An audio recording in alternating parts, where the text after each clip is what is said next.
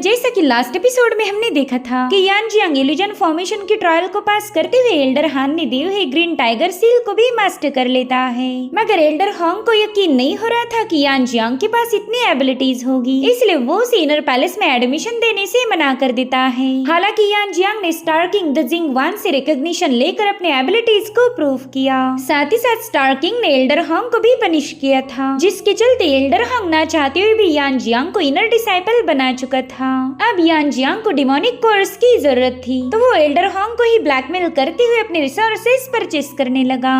अब आगे तो इस एपिसोड की शुरुआत में हम देख पाते हैं कि एल्डर हांग यान जियांग को लेकर एक कोर्ट यार्ड में पहुंच चुका था। वो यान जियांग को बताता है कि अब मैंने तुम्हारी दोनों ख्वाहिशें पूरी कर दी, तुम्हें कल्टीवेशन के रिसोर्सेज भी दिए और ये सबसे अलग कोर्ट यार्ड भी, ताकि तुम बिना डिस्टर्ब हुए प्रैक्टिस कर पाओ। मेरे ख्याल से अब तुम मुझे बेवजह ब्लैकमेल करना बंद करोगे। यहाँ पर यान जियांग तो इस कोर्ट यार्ड को देखकर ही काफी ज्यादा खुश था। वो एल्डर से कहने लगा कि एल्डर हांग आप तो काफी ज्यादा दयालु निकले, मुझे लगा ही नहीं था कि आप मेरी इतनी सारी मदद करोगे।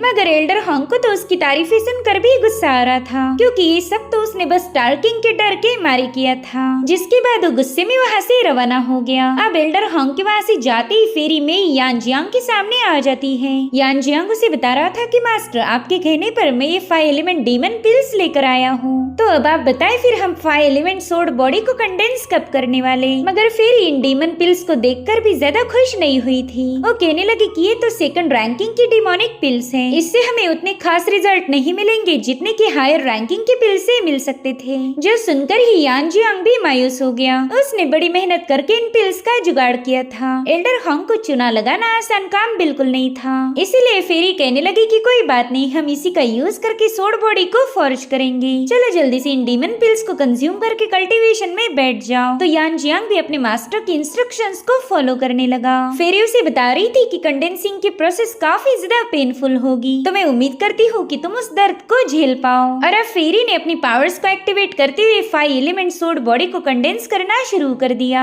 उनके 5 एलिमेंट्स यान जियांग की बॉडी में एंटर करते ही उसे काफी ज्यादा तकलीफ होने लगी थी। साथ ही साथ उसकी बॉडी से बहुत ही स्ट्रॉन्ग स्पिरिचुअल एनर्जी रिलीज होने लगती है, और काफी देर तक इस पेनफुल प्रोसेस को झेलने के बाद वहाँ पर 5 एलिमेंट का बना हुआ एक फॉर्मेशन भी एक्टिवेट हो गया। यानी कि ये प्रोसेस अब अपने आखिरी स्टेज पर पहुंच चुकी थी। वहीं पर फेरी ने कुछ क्रिस्टल की एनर्जी को रिफाइन करते हुए उसे यान जियांग की बॉडी में डाल दिया, जिससे कि ये फाइनल स्टेज भी पूरी हो जाए। इधर यान जियांग को तो हद से ज्यादा तकलीफ हो रही थी। साथ ही साथ हम देख पाते कि वहाँ पर 5 कलर्स की एनर्जी भी उसकी बॉडी में समा चुकी है। तो इस तरह से यान जियांग ने 5 एलिमेंट सोड बॉडी को हासिल कर लिया था। इधर फेरी भी काफी ज्यादा एग्जॉस्ट हो गई। वो यान जियांग से पूछ रही थी कि बताओ सोड बॉडी हासिल करने से क्या तुम्हें अपनी बॉडी में कोई भी फर्क महसूस हो रहा है। जिस पर यान जियांग उसे बताने लगा कि मास्टर मुझे ऐसा फील हो रहा है कि मेरी पूरी बॉडी एनर्जी से भरी हुई हो। आपका बहुत बहुत शुक्रिया कि आपने मुझे इतना बड़ा गिफ्ट दिया। जो सुनकर फेरी कहने लगी कि अब हमने अगले स्टेज पर मूव होना चाहिए। तुम्हारे पास अब 5 एलिमेंट सोड बॉडी है, तो अब तुम्हें 5 एलिमेंट सोड वे के कल्टीवेशन मेथड को ही फॉलो करना होगा। और फिर मास्टर यान जियांग की बॉडी में वो स्किल पास कर देती है।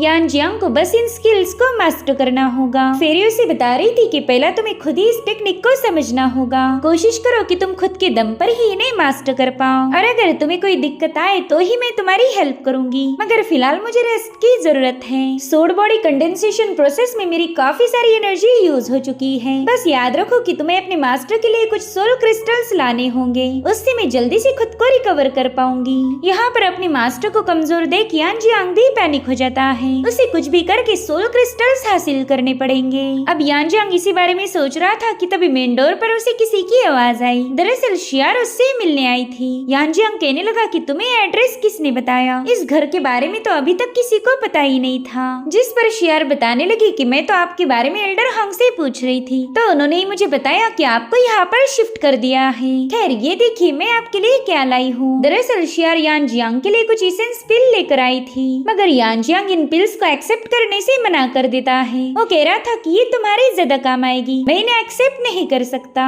लेकिन शियार काय उसकी सुनने वाली वाली थी, उसने जबरदस्ती से वो पिल उसके हाथ में थमा दी। वो यानजियांग से कह रही थी, आपको तो पता ही है ना, मैं अपनी ब्लड लाइन को अवेकन नहीं कर सकती। कितनी ही दफे मैं इसमें फेल हो चुकी हूँ, इसलिए तो ये सारी इसेंस पिल मेरे किसी काम की नहीं। मैं चाहती हूँ कि आप ही इन्हें कंज्यूम करें। एटलीस्ट इससे मेरा तो नहीं, लेकिन आपका फायदा जरूर होगा। तो यानजियांग को भी उसकी बात माननी पड़ गई।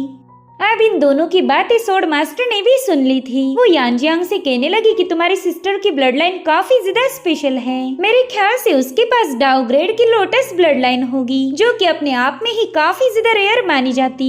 जो सुनकर तो यानजियांग भी हैरान हो गया, क्योंकि उसने भी इस ब्लड लाइन के बारे में एंशिएंट रिकॉर्ड में पढ़ रखा था। वो फेरी को बताने लगा कि शियार काफी दिनों से उसकी ब्लड लाइन को अवेकन करने की कोशिश कर रही, मगर वो हमेशा इसमें फेल हो जाती है। क्या प्लीज आप इस बच्ची की मदद कर सकती हो? आपके बिना तो शायद वो कभी भी अपने स्पेशल गिफ्ट को यूज नहीं कर पाएगी। जिस पर फेरी में जवाब देते हुए कहने लगी कि यानजियांग, तुम्हारे मास्टर के पास इतना फ्री टाइम बिल्कुल नहीं है जिसका यूज करो इधर उधर टाइम पास करते बैठे। हालांकि यानजियांग उनसे रिक्वेस्ट कर रहा था कि मास्टर, अगर आप इसकी डाउ ग्रेड ब्लड लाइन को अवेकन करने की कोशिश भी करो तो भी मैं आपकी किसी भी 2 शर्तों को पूरा करूंगा, चाहे फिर शियार की ब्लड लाइन अवेकन हो या ना हो। लेकिन प्लीज मैं चाहता हूँ कि आप आखिरी बार मेरी मदद कीजिए। जिसके चलते सोड फेरी को भी उसकी बात माननी पड़ गई। वो कहने लगी, ठीक है, मैं कोशिश तो कर सकती हूँ, लेकिन उस वक्त मैं इस लड़की के सामने आना नहीं चाहती, तो थोड़ी देर के लिए मुझे तुम्हारी बॉडी का कंट्रोल लेना पड़ेगा। जिसके लिए यानजियांग भी तुरंत ही तैयार हो गया और तुरंत ही जाकर शियार से पूछने लगा कि क्या तुम अपनी ब्लड लाइन को अवेकन करना चाहती हो। जो सुनते हुए बंदी थोड़ी सी शॉक हो गई। वो कह रही थी, हाँ बिल्कुल, लेकिन मैं उसे अवेकन नहीं कर सकती।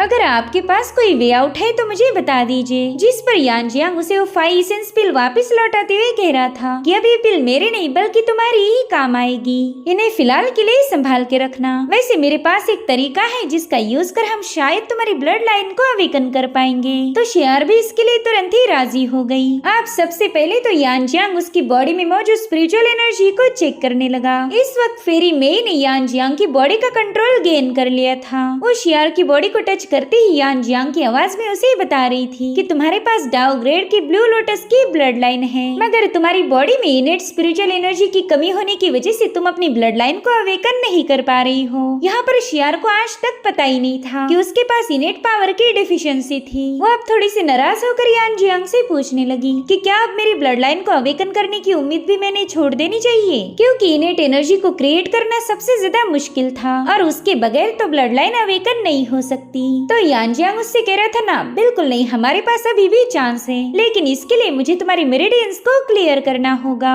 एक बार वो क्लियर हो जाए फिर मैं अपनी स्पिरिचुअल पावर का यूज करके तुम्हारी इनेट डिफिशियंसी को हटा दूंगा। इससे तुम्हारी लोटस ब्लड लाइन के अवेकन होने के चांसेस काफी ज्यादा बढ़ जाएंगे। तो बताओ, क्या तुम इसके लिए तैयार हो? तो शियार भी तुरंत ही इसके लिए राजी हो गई, क्योंकि इस ब्लड लाइन की वजह से उसने आज तक काफी सारे लोगों के ताने सुने थे। इधर यानजियांग उसकी मेरिडियंस को क्लियर करना शुरू कर चुका था और काफी देर तक ये प्रोसेस चलती रही, मगर ये इतनी जल्दी नहीं हो सकता। कई दिनों तक यानजियांग को अपनी स्पिरिचुअल पावर शियार को देनी पड़ेगी। हालांकि आज फॉर द फर्स्ट टाइम शियार अपने लोटस ब्लड लाइन की हल्की सी पावर को महसूस कर पा रही थी। साथ ही वो यानजियांग को बता देती है कि उसे अपनी बॉडी में काफी स्ट्रॉन्ग एनर्जी महसूस होने लगी। जब शियार इस लोटस ब्लड लाइन को पूरी तरह से अवेकन करेगी तब उसकी कल्टीवेशन स्पीड काफी तेजी से ग्रो होने के चांसेस थे। अब यानजियांग उसे वहाँ से वापस जाने के लिए बता रहा था, क्योंकि वो नहीं चाहता कि उसकी वजह से शियार को किसी के ताने सुनने मिले। साथ ही उसे बता रहा था कि तुम्हें हर रोज इस एसेंस पिल को कंज्यूम करना होगा ताकि तुम्हारी बॉडी में मौजूद स्पिरिचुअल एनर्जी नरिश होती रहे। ऐसा करने से धीरे धीरे कर तुम्हारी इनेट एनर्जी की कमी भी पूरी हो जाएगी। इतना ही नहीं, मैं तुम्हारी बॉडी में मौजूद सारी मेरिडियंस को टेम्पर करने में भी तुम्हारी मदद करूंगा। जो सुनते साथ ही शियार काफी ज्यादा खुश हो गई। वहीं पर यानजियांग उससे रिक्वेस्ट करने लगा कि प्लीज इस बारे में तुम अपनी सिस्टर जीरोआन के सामने कोई जिक्र मत करना, फिलहाल के लिए ये बात हम दोनों के बीच रहेगी। वेल, ये हमारा छोटा सा सीक्रेट है। मगर शियार को ये बात पसंद नहीं आई। वो कह रही थी, अरे आप ऐसा क्यों बोल रहे, हमने तो सिस्टर को इस बारे में बता देना चाहिए। अगर उसे पता चला कि आप मेरी ब्लड लाइन को अवेकन करने में हेल्प कर रहे हो तो उसे भी काफी ज्यादा अच्छा लगेगा, शायद फिर वो आपको रिस्पेक्ट भी देगी। यहाँ पर शियार को यही लग रहा था कि इन दोनों का रिश्ता सुधर जाए, मगर यानजियांग को फिलहाल ना किसी के प्यार की जरूरत थी और ना ही रिस्पेक्ट की। उसे तो बस कल्टीवेशन में खुद को इम्प्रूव करना था। वो कहता है कि प्लीज फिलहाल के लिए इस बात को सीक्रेट रखना। जैसे जैसे तुम्हारी ब्लड लाइन पूरी तरह से अवेकन हो जाए फिर तुम 01 को बता सकती हो। तो शियार भी ना चाहते हुए उसकी बात मान गई। अब अगले सीन में हम देख पाते हैं कि यान जियांग बैम्बू फॉरेस्ट में पहुंच चुका है। फेरी ने तो तुरंत ही बाहर आकर यहाँ की स्पिरिचुअल एनर्जी को चेक किया, जो कि इतनी खास तो नहीं थी, मगर रेड मून सिटी के मुकाबले ये 1000 गुना ज्यादा पावरफुल होगी। इसलिए फेरी ने डिसाइड किया कि आज के दिन वो लोग यहीं पर कल्टीवेशन करेंगे। उन्होंने यान जियांग को 5 एलिमेंट सोड वे की कुछ और स्किल्स प्रोवाइड की थी। वो कहने लगी कि इसे 5 एलिमेंट 5 वेज भी कहा जाता है। इसमें टोटल 5 कल्टीवेशन टेक्निक मौजूद है, जिसमें कि पहले नंबर पर है सन पियर्सर, सेकंड है मून रेमनेंट, थर्ड है थंडर डिवावर, फोर्थ है स्ले क्रशर और सबसे आखिर में आती है फाइनल जजमेंट। अगर तुम्हारी फिलहाल की स्ट्रेंथ की बात की जाए तो तुम 5 वेज की सबसे पहली मूव यानी कि सन पियर्सर को आसानी से सीख पाओगे। इसे मास्टर करने के बाद तुम थोड़ी और पावर गेन करो और फिर हम इसकी सेकंड टेक्निक यानी कि मून रेमनेंट पर शिफ्ट हो जाएंगे। तो अब मास्टर ने यहाँ पर यान जियांग को सन पियर्सर टेक्निक की स्टेप्स भी बता दी थी, जिसे केयरफुली ऑब्जर्व करने के बाद यान जियांग ने सन पियर्सर की प्रैक्टिस करना शुरू कर दी। यहाँ पर यान जियांग को मार्शल आर्ट का पहले ही काफी ज्यादा नॉलेज था, तो इस सन पियर्सर को सीखने में उसे ज्यादा वक्त नहीं लगा। और वैसे भी ये 5 एलिमेंट सोड वे की पहली मूव होने की वजह से ज्यादा डिफिकल्ट भी बिल्कुल नहीं थी, जिसके चलते सन पियर्सर को मास्टर करने के बाद उसने एक ही अटैक में कई सारे पावरफुल स्लैशेस रिलीज कर दिए। यान जियांग तो सोच में पड़ गया कि भले ये फर्स्ट मूव होने के बावजूद भी इतनी ज्यादा पावरफुल है, तो इससे वो अंदाजा लगा सकता था कि इस 5 वे की सबसे आखिरी मूव कितनी ज्यादा पावरफुल होगी। अब उसने यहाँ पर काफी देर तक प्रैक्टिस की और तभी अचानक से वहाँ की जमीन शेक होने लगी। यान जियांग को तो ये समझ नहीं आ रहा था कि अचानक से यहाँ पर क्या हो रहा, क्योंकि बैम्बू फॉरेस्ट एक ऐसी सेक्लूडेड जगह थी जहाँ पर कल्टीवेटर्स ज्यादा आते जाते नहीं थे। और उतने में मास्टर उसे बताने लगी कि यहाँ पर मुझे काफी स्ट्रॉन्ग डिमोनिक एनर्जी महसूस हो रही है, कोई तो है जो हमारी ही तरफ काफी तेजी से आगे बढ़ रहा। और फेरी का अंदाजा बिल्कुल सही था, क्योंकि थोड़ी देर में एक डिमोनिक बीस्ट इनके सामने अपीयर हो गया। वेल, 3rd हेवनली रैंकिंग वाला डिमोनिक बीस्ट था। तो यान जियांग अपने मास्टर को बताने लगा कि शायद मैं इस हाई रैंकिंग वाले बीस्ट का मुकाबला नहीं कर पाऊंगा, मेरे ख्याल से हमने यहाँ से निकलना चाहिए। जिस पर फेरी कहने लगी कि तुम मेरे डिसाइपल हो, इसीलिए तुम अपने सामने आने वाले हर एक चैलेंज का मुकाबला करोगे। ऐसी मुश्किल हालातों का सामना करके ही तुम एक महान कल्टीवेटर बन सकते हो। और वैसे भी ये एक हायर रैंकिंग वाला डिमोनिक बीस्ट है। अगर हम इसका शिकार करके इसकी डिमोनिक पिल हासिल करें तो उस डिमोनिक पिल से तुम्हारे स्ट्रेंथ में काफी हद तक इजाफा हो जाएगा। बस तुम्हें इस डिमोनिक पिल को कंज्यूम करने के बाद रिफाइन करना आना चाहिए। तो चलो, अभी मैंने तुम्हें जो सोड पियर्सर टेक्निक सिखाई थी उसका यूज करो, शायद इस बीस्ट को खत्म करने के लिए वो एक ही मूव काफी हो जाएगी। तो यान जियांग भी इस डिमोनिक बीस्ट पर अटैक करने के लिए रेडी हो गया और इसी के साथ एपिसोड यहीं पर एंड हो जाता है। Thank you so much for watching. Bye bye.